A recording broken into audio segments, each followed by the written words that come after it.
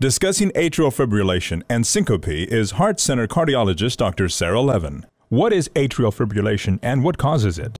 Atrial fibrillation is the presence of abnormal, irregular, and rapid heartbeats in the upper chamber of the heart.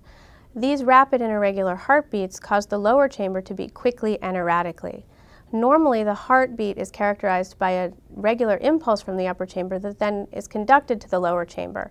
The irregular, chaotic heartbeats in the upper chamber cause several issues which you should discuss with your doctor.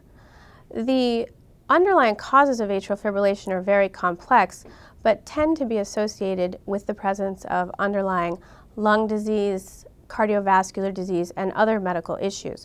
It can also occur in people with no underlying medical issues at all. What are the symptoms of atrial fibrillation? The symptoms of atrial fibrillation are quite variable. The majority of people who have atrial fibrillation are actually unaware of it. However, certain people can be aware of it by the presence of fatigue, lightheadedness, dizziness, shortness of breath, chest pain, fainting or near fainting, an inability to carry out your normal activities, a decrease in your exercise capacity, or a general feeling of being unwell. How do you test for atrial fibrillation?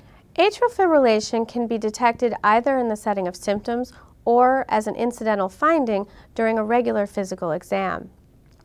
If you have no symptoms of atrial fibrillation and you are visiting your doctor for a routine checkup, your physician may note an irregular pulse or a rapid heartbeat.